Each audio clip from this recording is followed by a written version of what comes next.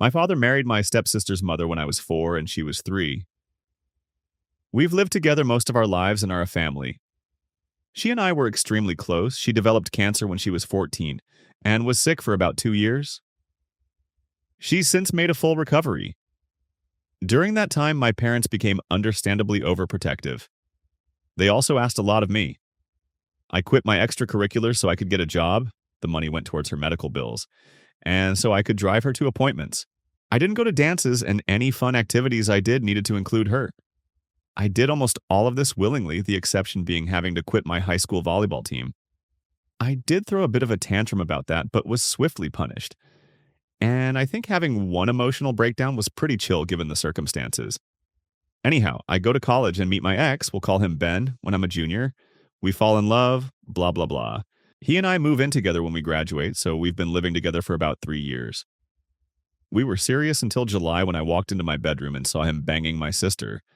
I broke it off, tears were shed, he moved out, etc. My sister apologized at first, but then backed off. I thought she was giving me space, but last week she called and asked if we could meet up. She told me that she and Ben were in love and were just telling me as a courtesy before they started posting photos online. Distraught, I left her in the restaurant by herself and did not pay my portion of the bill. She later venomed me asking for the money. She told my parents, who then called me to their house, telling me how disappointed in me they are for not supporting my sister's relationship with Ben. They brought up the fact that because she had cancer as a teenager, she never learned proper social etiquette and has a hard time meeting people. I don't buy this, in part because I've seen her socialize just fine. And since we spent a good chunk of the time she was sick together, that would also mean that I should have bad social skills as well, by that logic.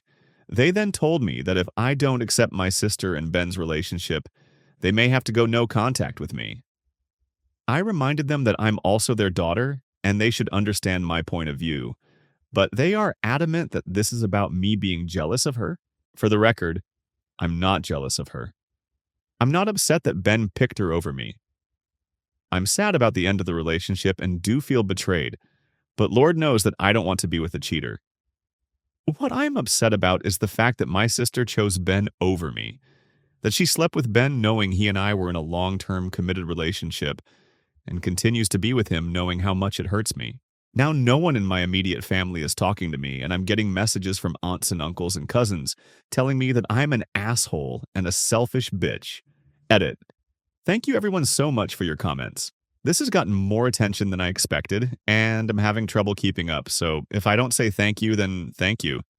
I've been given a lot of food for thought. To be honest, while I've had moments where I've been resentful or upset about my teenage years, I've always thought that I did the right thing for my sister and for my family. And that time wasn't all miserable. I was very close to my sister and we made things as fun as we could. But I didn't think of it as an abdication of my parents' responsibilities or that they were doing wrong by me, which many of you pointed out. I definitely have a lot to think about. Thank you again for making me feel less crazy about all of this. Update. Sometimes you can only laugh. Just got off of the phone with my cousin who saw this post and said he could explain a few things. I asked him why he was on Reddit instead of school. He asked me why I was on Reddit instead of work. And I said touche. He told me that after my conversation with my mom, she went to his house and talked to my aunt. And here's the deal. Turns out my sister is not only in a relationship with Ben, but 4 months pregnant. Which means she and Ben were freaking for longer than I had even guessed. Apparently, my parents are so adamant that I forgive her because I'm already ruining their experience of their first grandchild. That's right, I'm less important than my stepmom posting ultrasounds to Facebook. This is where we're at. Anyhow, I called out of work sick the rest of the day and am going to drink a lot of alcohol. Like, a lot of alcohol. And then start thinking about what the hell I'm going to do. Update. 2 things to clarify before I update. I didn't have a shitty childhood. The favoritism started when my sister was diagnosed.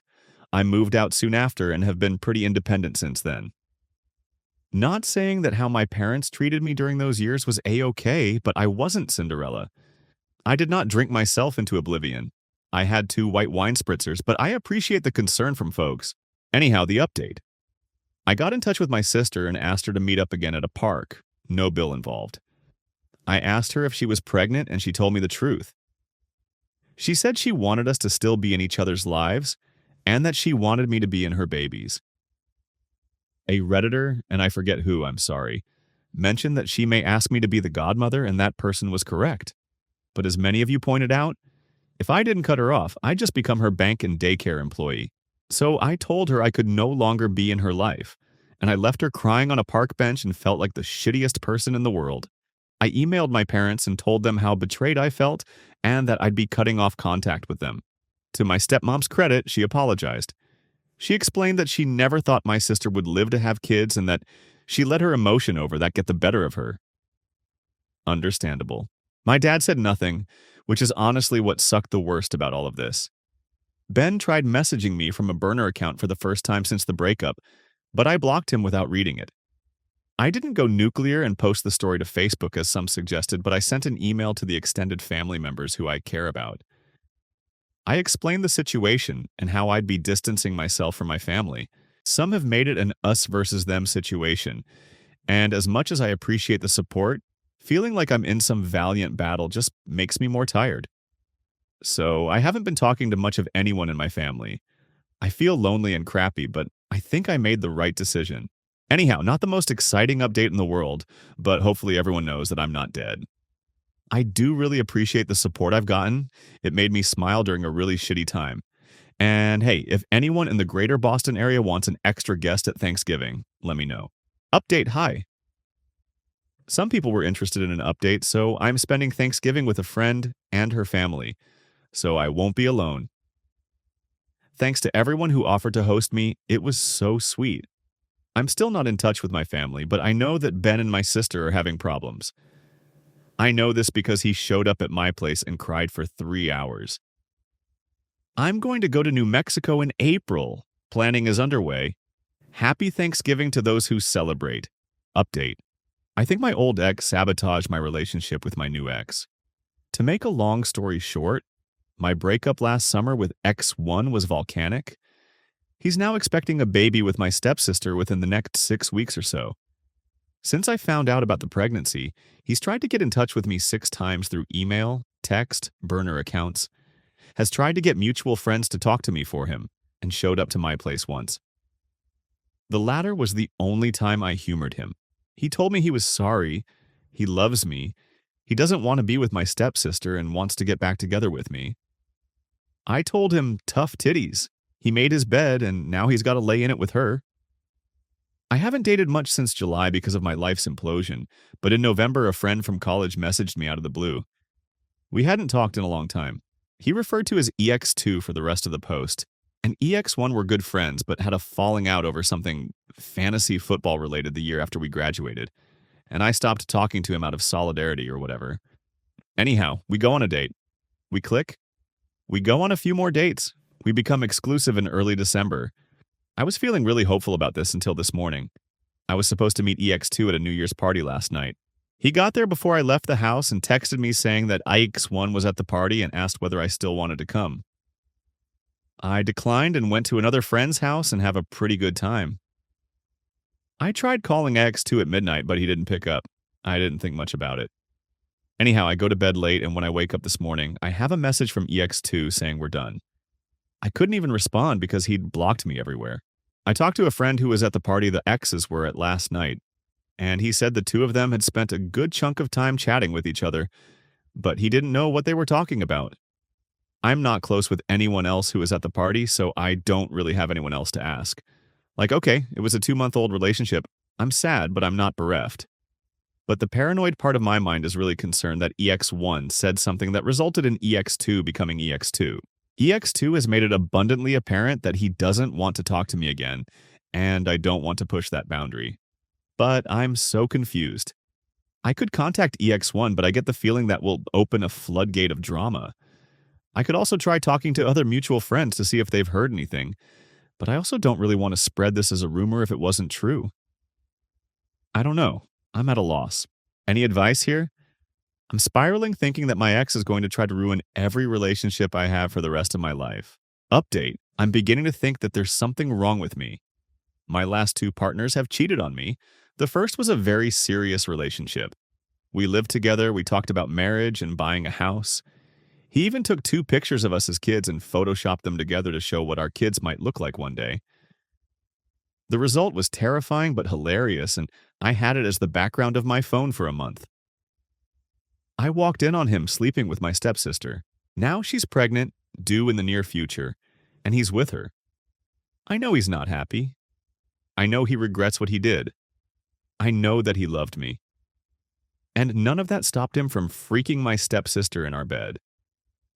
I've spent so long now being upset at her and writing him off as just a bad decision that I wasted time on, but now I find myself mourning what we had.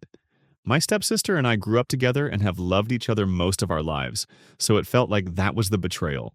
But he and I chose each other.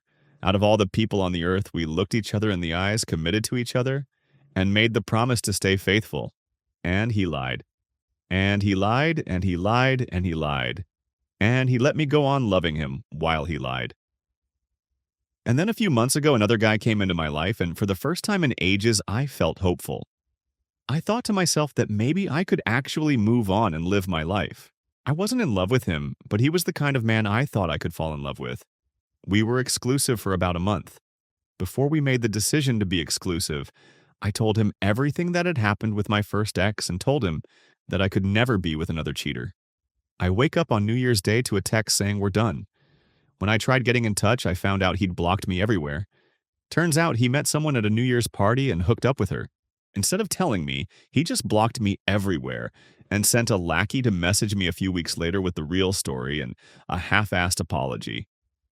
I want to be angry, and maybe a part of me is. But as I'm sitting here, I'm just thinking, what if it's me? What if I'm just not lovable? What if it's never going to happen for me? The thing is, I've been a pretty confident person. I went through bullshit as a kid, but I got through it and grew stronger. I'm pretty good looking, though I've admittedly put on a little weight in the past couple weeks. I've been told that I'm fun, I hold down a good job, and make decent money. I also live my life according to my values. I've always put my family and partner first because that's just how I believed it should be done. And I thought that I would be prioritized in turn. I've lost most of my family because they'd rather have my stepsister's baby in their life than me. My friends have been fair weather for the most part, and I know that I'm a laughingstock in my friend group, as much as they pretend to pity me to my face. I feel the little spark I've always had fading. I don't chime in on conversations anymore. I've stopped putting on cute clothes when I go out. I don't plan anything, so I don't have anything to be disappointed about. Soon, I'll be the same age as my mom was when she died. I never knew her, but I've always loved her, thinking of her watching over me. I don't remember the funeral, but it was one of those funerals where there wasn't a dry eye in the house. She lit up a room, people tell me. She was a good woman. In my worst moments, I wonder what it would be like if I died right now. Would anyone cry? Would anyone care? Would anyone even come? Anyhow, sorry for writing a novella, just not sure what to do anymore and who to talk to. If you read all this, thank you. Update, hello folks. I thought that things on the internet died after a couple days, so color me surprised when I still get requests for updates on the regular. Long story short, I don't have much to update. I didn't end up going to New Mexico because I conveniently got COVID the week before I was supposed to go. The baby was had, but I have had no contact with the baby or their parents. I've done a pretty good job of insulating myself from news about them, the rest of my family. My life is pretty much the same as it was. So sorry to the folks who are hoping I have some kind of happy ending to slap onto all of this. Things are improving just because time barrels on, and you can grow numb to most anything given enough time and distance. But I have had no grand revelations, have not met the love of my life, nor had elaborate revenge on those who have wronged me. I am going to Europe for the first time in October, though. So that's exciting. I will say this. While I appreciate the solidarity and sometimes colorful language used to describe my sister and Ben in my direct messages, I wholeheartedly ask everyone reading this not to waste their energy on hating them. They're now parents to a newborn, and regardless of the things they've done in the past, I hope that they can come together as a happy family and raise their child in a loving, healthy home. Hating them doesn't do anything for anyone, including ourselves, in the long run. Anyhow, that's the non-update update. I promise that if I meet the love of my life at the top of the Eiffel Tower, or more likely, stuffing my face with waffles in Bruges, I will post another update. Until then, you can assume that I am living, trying my best, and am very appreciative of all of the people out there in the world who have read this saga and reached out with support, even if I have not had the energy to respond to everyone. Update: Hi. Just wanted to give a more recent, less depressing update. I am currently in my hotel room in Paris, eating a creme brulee in bed, reading a romance novel, and about to go to sleep early. All is well. Hello. So, it's been a minute, but I still get messages from folks asking how I've been, and I'm up too early and a little bored. So I thought I'd give you the answer. I'm good. Made a lot of really positive changes in my life, and I am in a much better place, physically and mentally, than I was last year. To answer some specific questions, no, I'm not in contact with my family. The last straw was in spring 2022. My dad emailed me to ask if we could get lunch and talk. Me, having always harbored the secret and foolish hope that we'd reconcile and go back to normal, agreed. I arrived at the restaurant and waited 2 hours. When my server gave me a free dessert in the house with a pitying look, I called it and went home. Later, I got an email from my stepmom, which I'm sure was full of excuses, but I didn't read it. But the really positive outcome of that was that made me realize that I needed to move far away and not come back. Which I did. I'd always been really scared to move away from my family, but since I don't have one anymore, I ended up somewhat spontaneously moving halfway across the country. The spontaneous move was stressful and expensive, but I can now say that moving was one of the best decisions of my life. I ended up reconnecting with an old friend and falling in with her friend group, who are the loveliest people. I've never felt safer or more supported, and I feel so lucky to have them in my life. And it's less humid here. That's a big win. One of our friends is a counselor who helped me find a therapist that I really click with. And it took a few tries and a therapist who didn't immediately want to do cognitive behavioral therapy with me, which just isn't my thing, but I found someone I really connect with.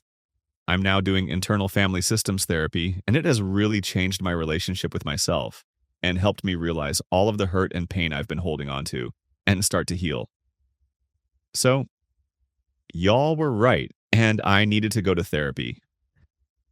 Give yourselves a pat on the back for that one. I also got diagnosed with depression and am taking medicine for that. It was a bit hard to stomach as someone who always saw her value as being the happy person who takes care of everyone all the time. But it turns out that sometimes when your needs aren't met as a kid, you end up becoming the happy person who takes care of everyone all the time, because you're afraid that if you show the slightest bit of unhappiness, you won't be loved anymore. And that's screwed up. I also met a guy, and I know you're all saying, "Papaya, no. Your decision-making around men cannot be trusted." But I assure you that he's different. Instead of rolling his eyes when I'm feeling off, he'll either just quietly lay on the couch with me or go for a walk. Or he'll say really dirty things to me in his spot-on Kermit the Frog voice until I'm laughing so hard I can't focus on anything else. And bonus, he's far too busy painting D&D minis to find the time to cheat on me, so I'm not even worried about that. I did have to invest in a somewhat elaborate Renaissance fair costume, which is not something I had imagined for myself, but I'm having a great time. I'm gonna marry this dude someday. As for Ben and my sister, as far as I know, they're still together. Every so often she tries to get in touch with some manner of burner account, but I ignore all of it. I'm still bummed that I'm not going to be a part of my siblings' life, and I do, honestly, still really miss my family, but I know this is right for me. Sorry I don't have any salacious info on them, since I know you're all really here to hear about their karmic downfall or whatever. But on my end, things are good. Better than they were before I found out I was being cheated on.